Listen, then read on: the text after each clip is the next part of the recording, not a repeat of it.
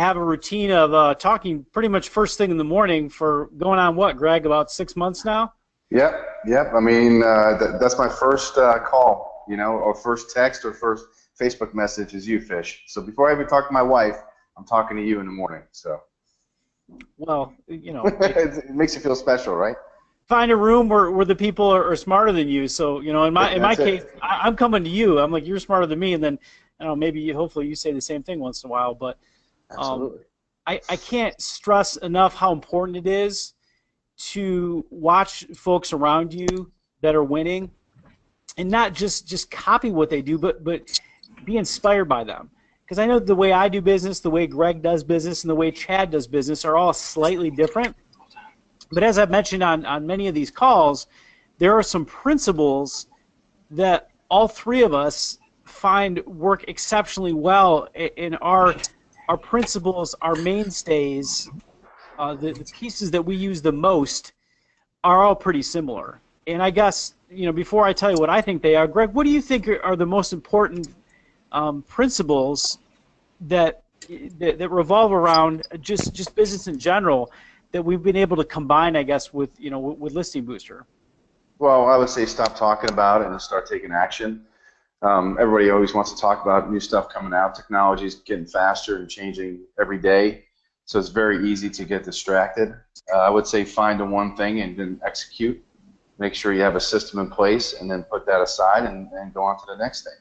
Most people kind of scramble around and they'll do half of this and half of that, then they'll get exhausted, and then they'll cancel something 6 months later and not accomplish anything. So you got to find out exactly what you want to do and kind of what you want to accomplish. Just focus on that, and then set up a system where it all kind of like takes care of itself and moves forward by itself.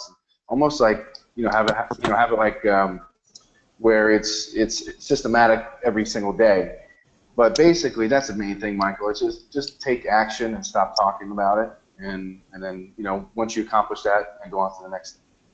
So just real quickly, I want to ask both you guys this: if you're a new loan officer using Listing Booster, or if you're kind of stuck in the mud, you've had it for a while but you're not succeeding with it. You said take one action. What's the one thing you would start with, both of you guys? Let's start with Chad first. Yeah. So the one thing that I've been doing. And I actually have a brand new LO to my team. I'm not necessarily new to the business, but new to kind of what we do, which is developing the relationships, is, I've been using the lead capture that we've got for the website. And what I told her to do is the toughest challenge, I think, get the agents to actually put in the work and do it, to show them, to get them the social proof. So what I've been doing is just take that information, and then I would go put it in, in the groups like we teach or like you guys teach, to help them get the results. I met with a team last week on Thursday who was not having success, and they were actually talking to someone in their office who was, and the lady said, well, it might be you, because when I do what he says to do, I get the results. So I sat down with her, looked at it, spent some time with her. We put it up in 6 or 7 groups. They received over 100 leads since last Thursday. And then she posted about it on Saturday morning. 25 leads that she's showing. Nope. But sometimes you might have to do the work for. You stop there for a second. Can you just reboot the last couple seconds? Oh yeah. So what I was saying is sometimes you guys as LOs, what we have to do is we have to do the work for them to get them that initial social proof. So then they'll start doing the work, because a lot of times where you're not getting the leads or they're not becoming successful, it's because they're not doing what needs to be done. And since we're the experts in the Listing Booster, just take the few minutes to boost it. What I do now that has been really good is when I'm showing a new agent, a new real estate agent, the program, I go basically put another agent's listings, and I'm like, hey, check out this great listing from Christy. And I put it in the groups, and I tag her so she knows what I'm doing. And it's pretty cool, because most times we'll get a lead within that hour that we're sitting there, and then it helps generate leads for those agents that I need the social proof for, but it's also showing the agents. And Greg, what about you? Same thing. I mean, basically just teach them how to, kind of Can I get that? Can you hear me? Okay. Yeah. So basically just teach them how to post them into groups, try to spread it around on Facebook and some other social platforms. And by doing that, it automatically starts generating those leads. It's so simple, Brian. It's really, just a matter of cutting out some time during the day, or hire a virtual assistant to help you with it. That's what we did, and now we have this machine going, constantly, like in this background now, constantly posting for our realtors. So it helps us teach them how to do it, but also on top of that, we also have a virtual assistant that helps us keep this going behind the scenes. So. Now, when you say a virtual, where do you get a virtual assistant from? We got somebody who's overseas right now who helps us with this, and basically she jumps in and helps us, take the links and post them to different groups and post them on Facebook. But I've been using virtual assistants probably about 6 years now, and they're very effective. They're great employees. They really helped us really take this to the next level and really kind of leverage us as far as contacting these agents. So. What's a virtual assistant cost? It depends. You can get them for $2.50 an hour up to $4 an hour. So for $4 an hour, which I'm paying, well, it's probably about $3.50 I'm paying this one right now. She is taking all my listings and with all these agents and spreading them around. So we're really, and then what she does at the end of the day is send a full report to all the agents, exactly, like what she's done and all that. So she's staying in front of these agents for me on a daily basis, and CCing me on these emails and so forth. So it's really taken up to a completely different level right now as far as this. Now, how much training is involved with that on your part? You hire a virtual assistant. How much training do you have to do? Not much at all. I mean, the best thing to leverage that is to do videos, which I do. So then basically, I basically do like a screen share, and then I send her the link, and then she keeps all those links like in a certain category, and then jumps back into that. So any question she has, it's in that video. If there's a new question, all I do is go back on and just do another video. And by doing that, then you start building up like a library of training tapes or training videos where she can go back in and constantly take a look at. So. Are you talking like a Camtasia videos where you're narrating and kind of going through and showing her how to do it? Yeah, same concept. Absolutely. Last question here, and I'll let Chad and Michael jump back in. Where do you find these virtual assistants for $3.50 an hour? You can do on onlinejobs.ph. Okay, so it's onlinejobs.ph. It is a great place to go. Sometimes you can get them a lot cheaper than that. But basically, that's what she does. She stays in touch with my agents, and plus me doing the phone calls and doing everything else on top of that. So we're really hitting these agents so many times during the week. On top of that, still providing a ton of leads. So. Michael, you got any questions for Chad? Yeah, I think Chad and Greg both do this, but I know Chad does this a lot. And I talked about principles a few minutes ago. One thing that I've been pushing hard in some of the training programs TJ Barker and I have worked on is the concept of positioning yourself as a marketing partner and using Listing Booster as the tool that helps you open that door to talk about marketing in general. And I know Chad does a great job with this, where he doesn't just teach the benefits and features and the technology of Listing Booster, but he teaches sales, he teaches marketing, he teaches list building, he teaches branding, and he ties it all in. And I know both he and Greg have really expanded their class schedule, their positions of authority. And I guess my question is to Chad is how does he find the time and energy to do all this and still write loans? I mean, how does it all fit together? He doesn't. He's he's clearly overwhelmed. Did you catch that, Greg? Yeah. So basically, is this question for Chad or for me? Well, it was for Chad. But... Okay, so basically, it's just about being organized. It's just about being organized and really, kind of structuring your day. I mean, that's so important to do that. So teaching classes, same concept. We teach them how to generate leads. We teach them all that. Well, we also teach them how to follow up. We teach them different tactics shown by you, Fish, basically how to stay in front of these leads, on a consistent basis. So, basically it's not just creating the leads, it's about what do you do with all these leads, and then so we teach them that sales tactic, So we're teaching them tactics that work with other systems as well. Maybe they have leads from another source, or they bought some Zillow leads, but they had a hole in their marketing plan. They were working the leads just a couple times, and by showing them how to work Listing Booster better, you're making them better at everything that they do. You're teaching them how to engage with their list, provide valuable, entertaining, and enriching content through email blasts, to use the email list to invite more people to open houses. All these kind of things that you're teaching them tie together, but you're elevating your position as somebody who is really a marketing partner and not just a guy who closes their loans on time. Yes, because basically there's so many realtors that come up to me that were signed up on Listing Booster and been on Listing Booster and totally forgot they were signed up on it for like a year or 2 years. I had like 3 of them last week come up to me and say, yeah, that's something that we've had, but we totally forgot about it. So we signed them up, and then basically within a day or 3 days, they started getting 50, 60 leads.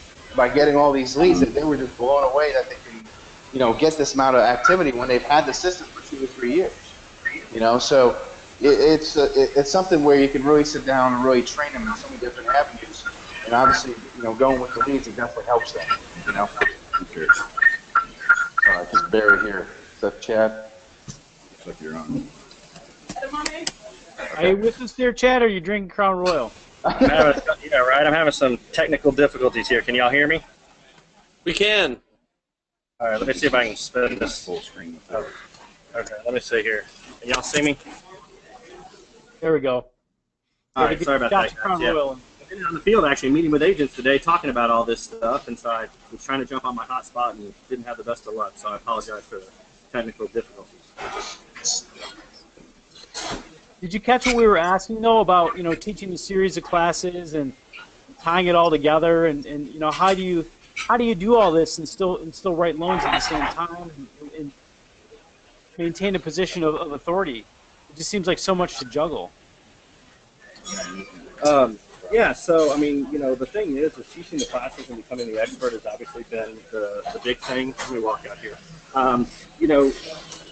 One thing is I've been able to use Listing Booster. It was actually the very first product that I ever used to show folks that I was an expert and had something of value to offer to them. And the key is obviously being able to sit down with good agents. And what I found is by being able to offer something of value that will help them grow their business, what I've been able to do is sit down with the better agents. So I think I was breaking up a little bit earlier, but the agent that I was telling you guys that I met with last Thursday, that's a team that does about $60 million a year.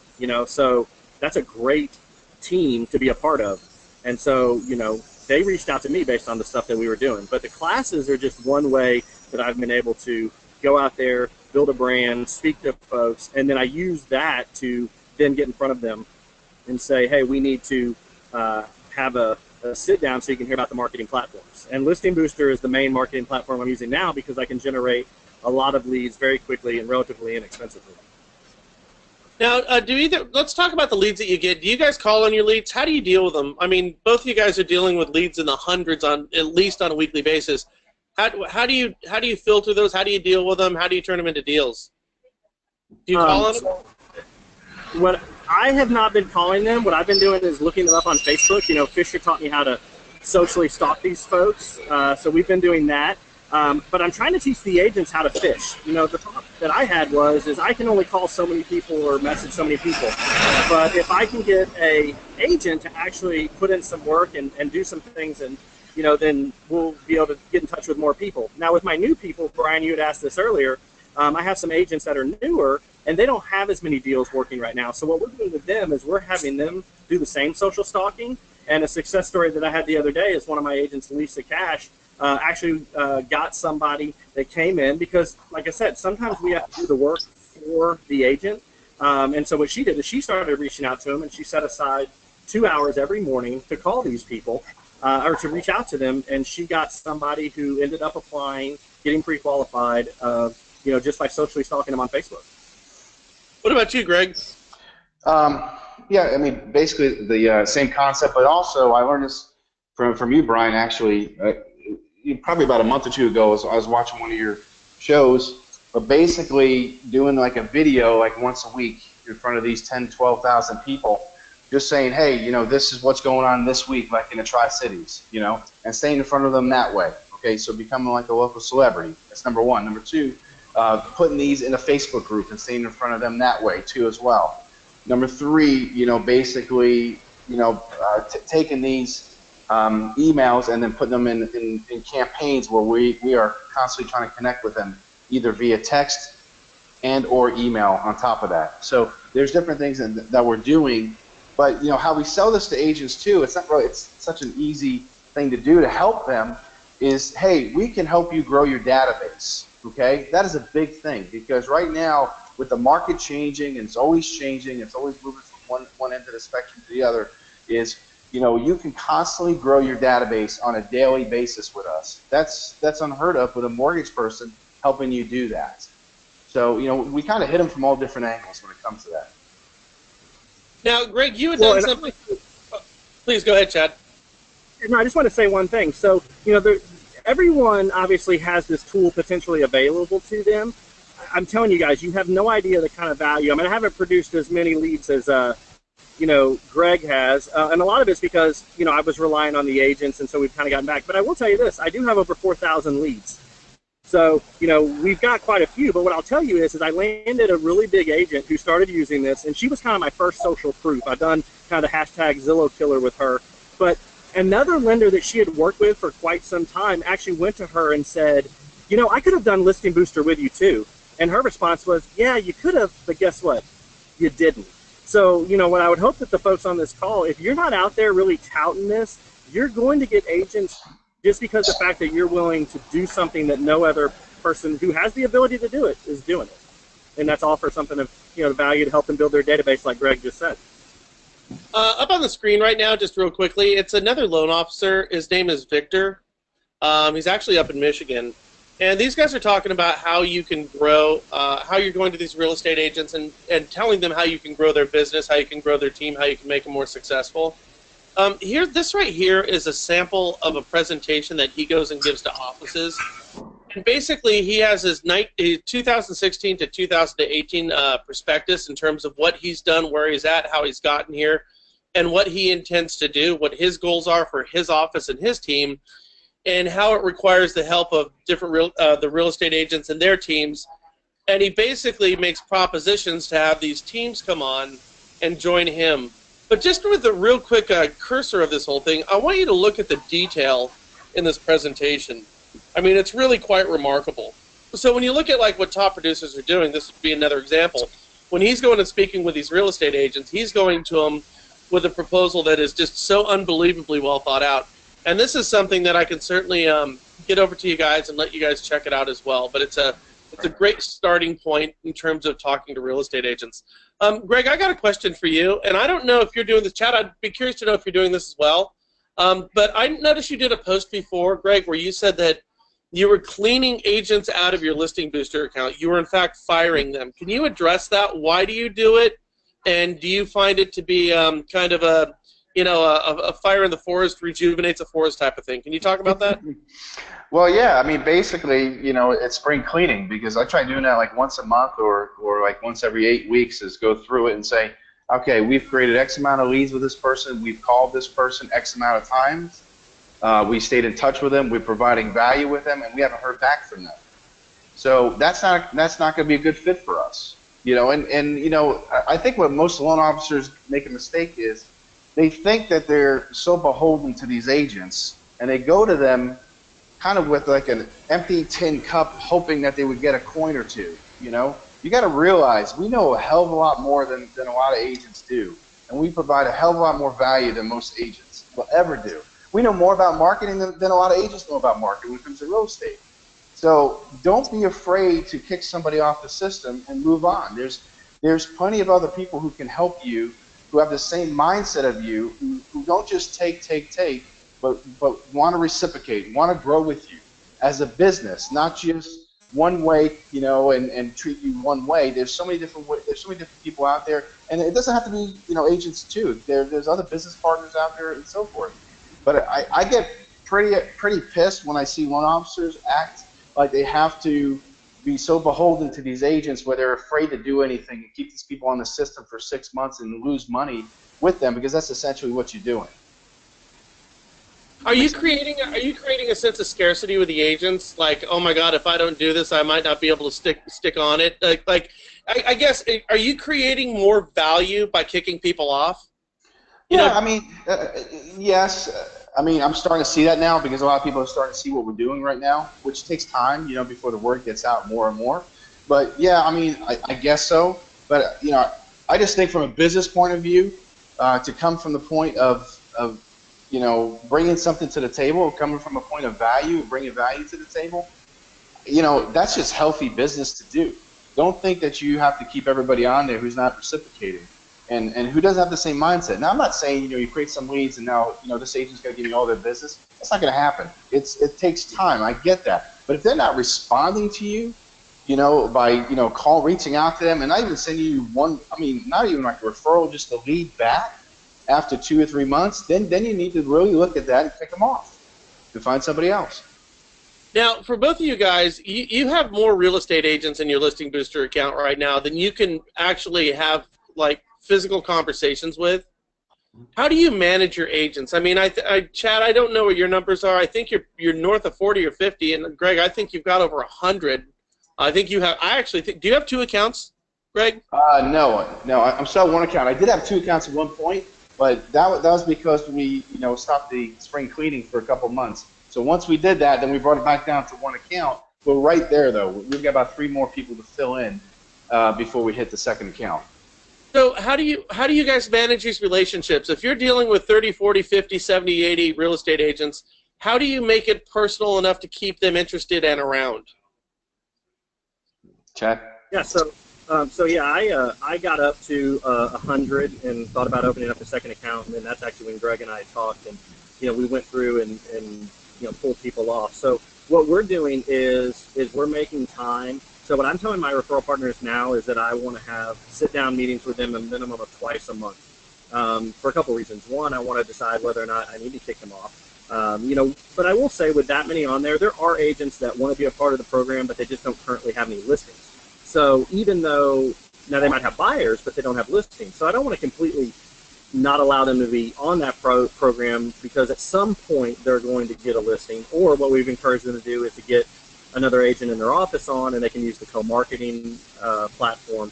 But you know, that is the challenge, and so we do the same thing with all of our lead gen platforms. Is we review ours every 30 to 60 days. We look back and see, are they communicating with us? Do they respond to us?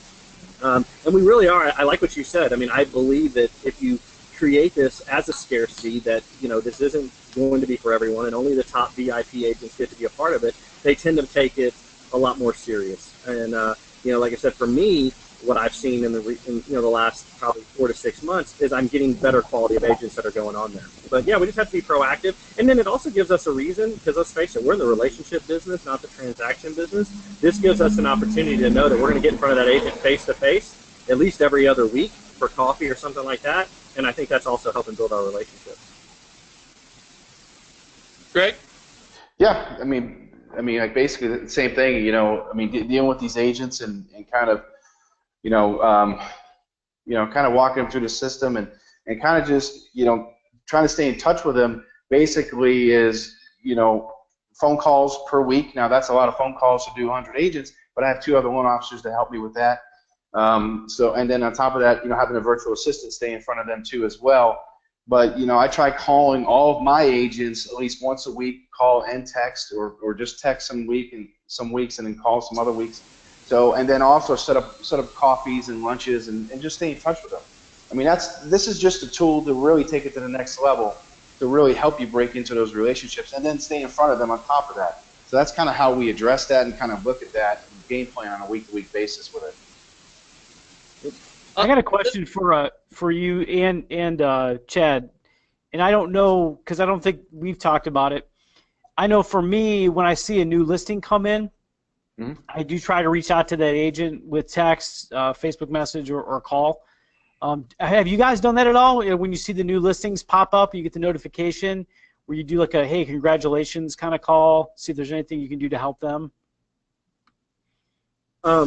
I'll go first. I have not, just because when you start having 40, 50, 70, 80 agents, it gets tough, especially if they have List Hub. But I have used it to, so like what I did this past weekend is when I got that social proof, I then shared the fact that she got 25 leads in 12 hours. She's the one that said it, not me. So I did use that at that time to jump on there and share it and say, hey, look what we're doing for our referral partners. Congratulations, Christy Boland. If you're not listing your home in this area with Christy, you're missing out, because she's not only listing your home, she's bringing in potential buyers. I'd like to get better at that side. I just haven't been able to. But I do think that, you have that ability. If you're meeting with them twice a month, you have the ability at that time to not only congratulate them in person, but then also talk about how many leads you gave them over that course of the time frame, and just say, so do you have anyone I can talk to? Kind of I think that's a really important thing to point out here, is we have this like massive sense of reluctance in the industry on the part of sales. If you're constantly providing value to somebody and they're not providing it back to you, it could be a case of they're just not thinking about it. I mean, not everybody's like sensitive to shit like that. I think it's really important for salespeople to step up to the table and have that hard conversation, saying, wait a minute here, look, I'm providing all this value to you. Is there any way that you could reciprocate? Because I'm trying to build my business just as you're trying to build yours, and I'm helping you build yours. And so the goal here is that you're going to help me build mine as well. I think that's a super important thing. I got a question for both of you. Again, from a viewer standpoint here, let's say we have somebody on the line who is new to Listing Booster or is stagnant with Listing Booster, and they need to go get agents in their account. That's the first part. Get the agents, work the system. It's that simple. They got to get the agents in their account. What would your advice be to them when they get off this call? What's the first thing that they should do to get an agent? They don't have your systems in place necessarily, but they need to get an agent right. They need to get agents right now. What should they do? Well, I mean, the first thing I would do is start calling agents. I mean, that's a simple thing. It's such a simple script, and just ask them and say, hey, listen. I mean, do you think it would be better for your business if I generated leads for you and also increased your database? And of course they're going to say yes. If they say no, then move on. But it's such an easy script to call these agents. I mean, you should be able to add 5 a day, at least 5 a day. I mean, it's such an easy, because by the time you get off that phone, you're going to sound so much different than most loan officers, because most loan officers are going to say, hey, let's go for coffee. And then they're going to talk about their boring programs and all this other crap that nobody cares about. They're just going to get paid and figure out, why are you calling them? How can you increase my paycheck?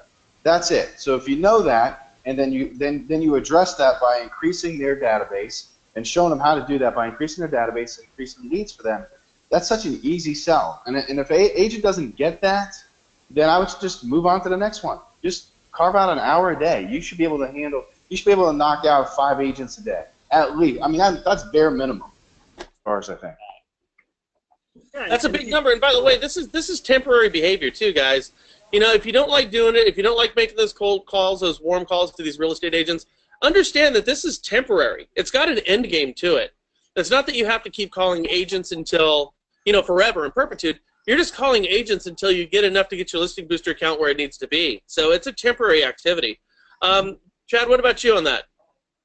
Yeah, I was going to say, and if you have the call reluctance, hello, we got social media. Do what Greg and I have done. You create the videos. My big thing lately has been the hashtag Zillow killer.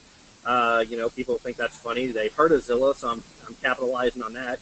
And I private message them and I say, hey, would you be interested in hearing about the marketing platforms we can help to grow your business? And like you said, if they say no, okay, then move on. If I was brand new and I was afraid to make those phone calls, I would definitely reach out. If you provide enough content on your page, they're going to know who you are and what you want to do, and then sit down with them over coffee. Now, what I learned is I stopped going back to the office and sending it, because I would either forget, get busy, or maybe it wasn't a good time for them. So what I do now is I tell them, before we leave here, right, we set their minds to an agenda. Before we leave here, I'm going to send this to you. And 90% of them have it on their phone. I had it yesterday where a lady got it on her phone. She confirmed she got it on her phone. I'm like, great. Now, here's what you need to do. You need to go home tonight, upload your photo, upload your logo, fill in the 4 or 5 things. Shouldn't take you more than 10 or 15 minutes. And now we're going to meet on and upload your.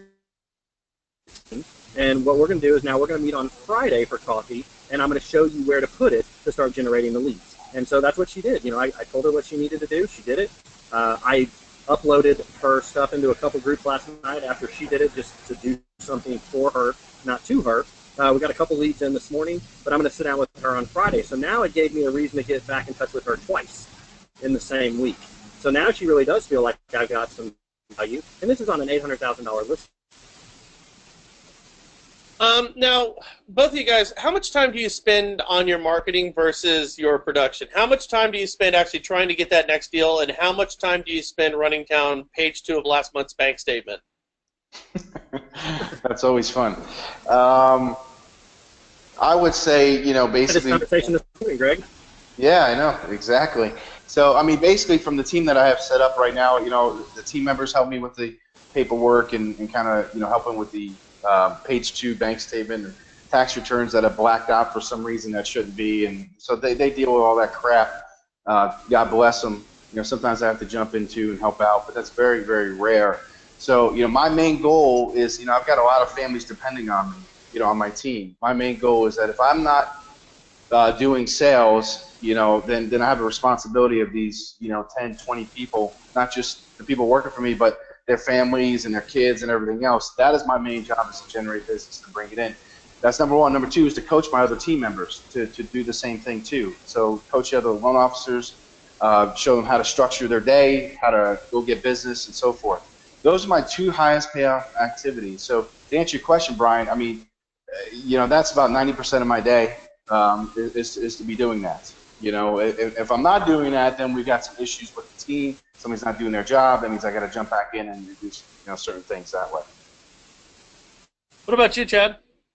Yeah, and yeah, I would say, you know, at least 80%. I mean, I'll be honest. I mean, when an application comes in, I don't send out the needs list. I have somebody that does that for me.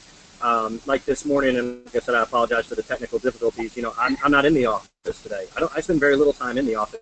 I had a meeting this morning with one of I met with another potential or a new real estate agent where we shot a video. I've got another meeting this afternoon at 2 o'clock with another agent, so I'll be shooting 2 videos today with agents, showing them these programs. So, you know, you really should spend 80% of the time on the things that makes you your money, not the admin duty.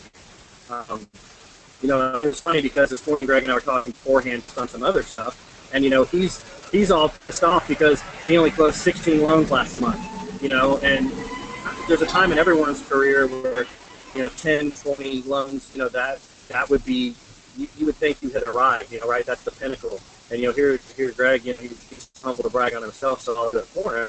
You know, he's like, I only closed 16, 17 loans last month, you know, because, you know, the month before we did close to 30, you know, and without these tools, I mean, everyone, like I said, has access to these tools, but the biggest thing why other people are doing 2 or 3 loans a month is because they're not utilizing these tools. And the agents want them. They don't know that they want them, but they want them. So your job is to go out there and do it, you know?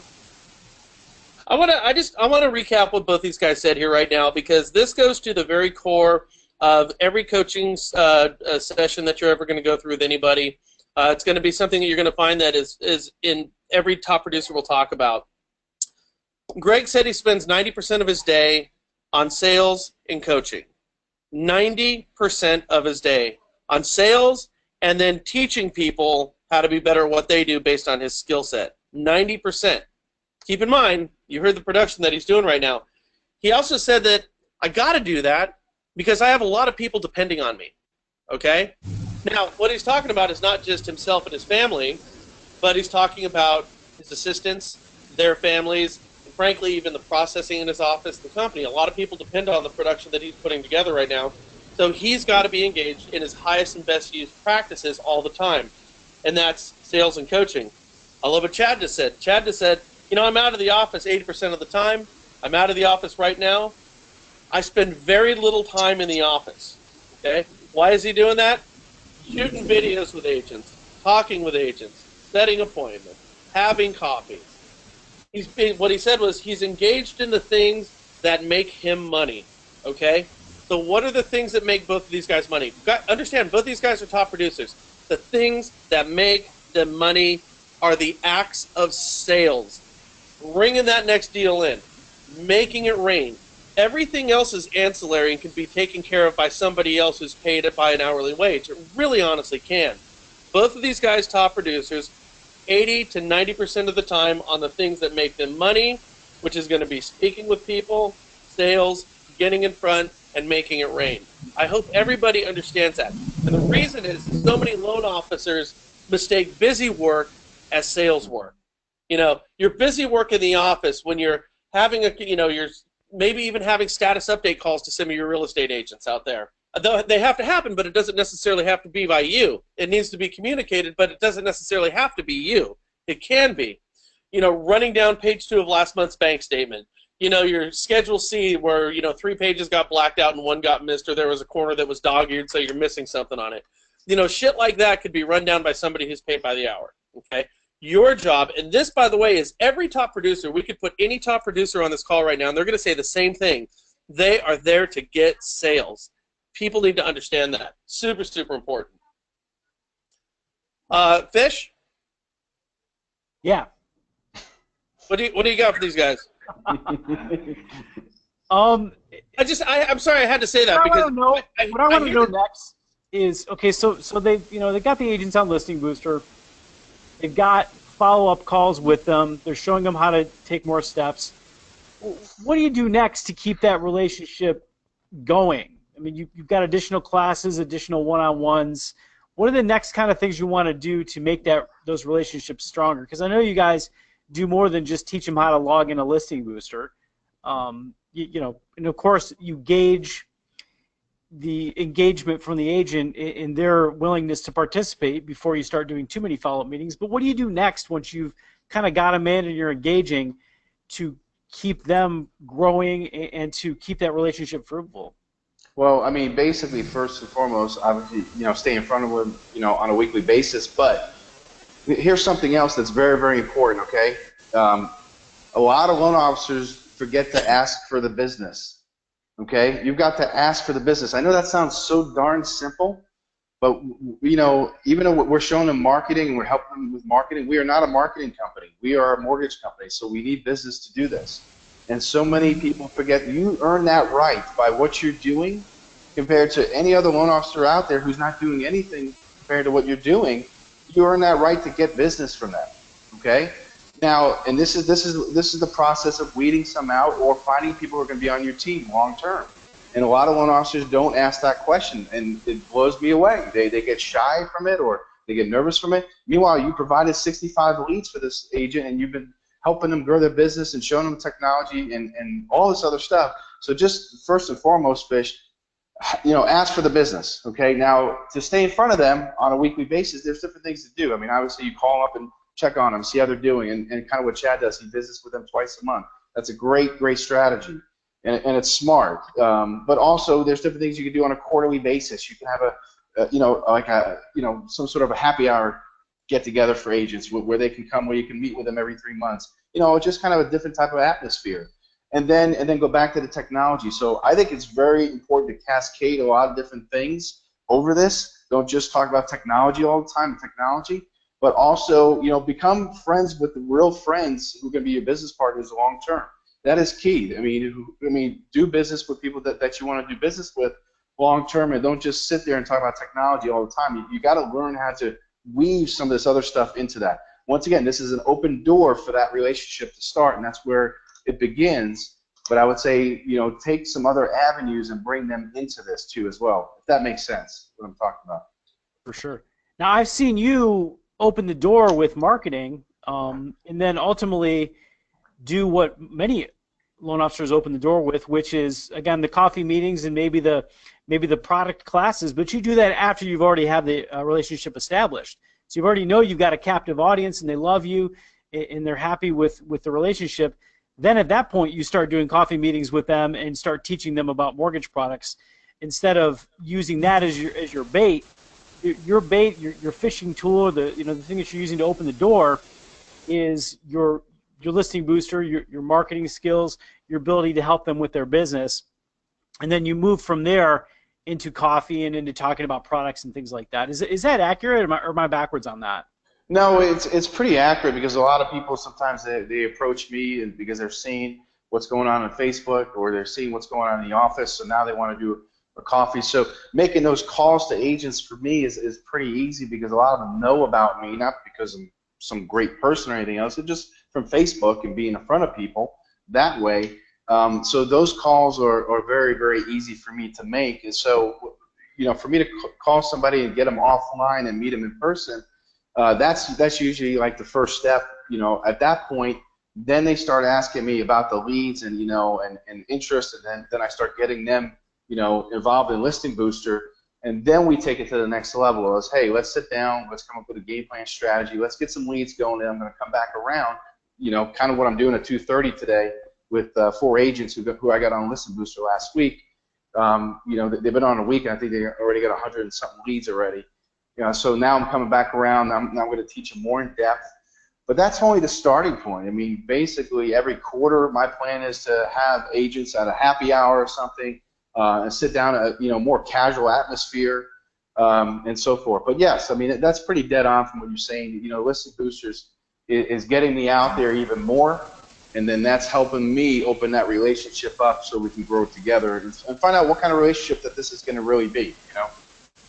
Yeah, I just see it as a shift in the way that a lot of loan officers are doing it, is the opposite way. They're trying to get somebody to meet them for coffee first, and then they're selling them on how cool they are and what value they can offer later. It just seems like they're wasting a lot of energy on appointments that don't go anywhere. Yeah, Hey. yeah, I totally agree. Go ahead, Chad. No, I was just saying, I haven't talked mortgage products or mortgage rates or anything about mortgages in a sit-down meeting in probably a year. Yeah. Like, you know what I tell them? Like, hey, guess what? We do mortgages, and we're really good at them, and we do a lot of them. So but no one cares about that, right? That's ante into the game. I mean, anybody on this call works for a company that can get a mortgage done. So what I've done, too, and I know Greg does this as well, is if you are who you are, you know, I get, man, I'm not everybody off the team totally okay with that. You know, I learned a long time ago, you know, if you read my book, you know, I mean, after losing my job, I realized it didn't make sense to be all things to all people. It made sense to be the right thing to the right people. And so if you and tools that you have correctly, you're going to attract and repel.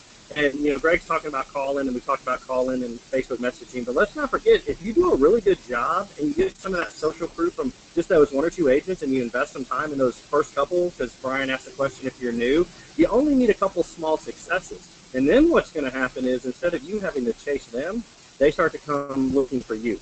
They're going to start messaging you. And what I would do after you had those, I started promoting the agent, right? Nobody wants a mortgage. I mean, there's nothing sexy about a mortgage. They need us to have $300,000. So every video that I make, like the 2 that I'm doing today, are all about the agent. And each time I do a video about an agent, it increases my exposure. Absolutely. I got a question for you guys. Chuck's asking here, does anybody utilize title companies to help set up Listing Booster classes? The title companies can sell it as a value proposition to help their agents better with their business.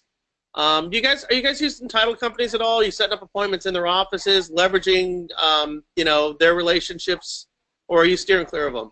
Yes, I am. And I learned this from Chad, actually. Chad does a great job with that.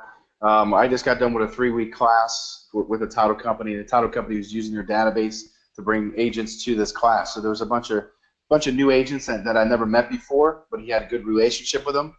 So yes, they are a gold mine, and they want business too. So if you can work hand in hand with them, I think it's a great leveraging tool. So, you know, that's really interesting because, like, oh, go ahead, please.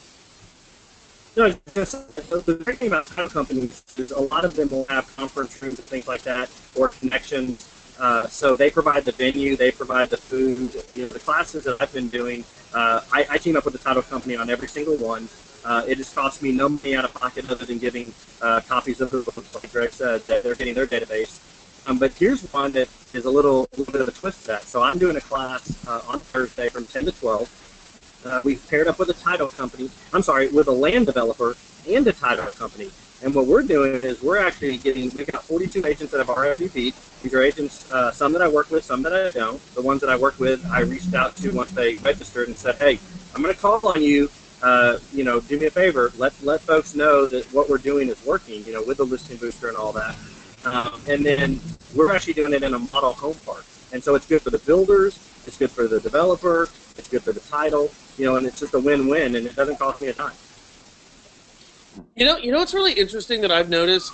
This is just from my own personal observations, but you get these real estate agents that are super, super close with their escrow officers. Like the people that they trust the most in the industry is that one escrow officer. It was Don Talabini, and she was an escrow officer for Pat Fisk, and Pat would just do anything for it, because these escrow officers and title companies are there at the end when shit goes sideways.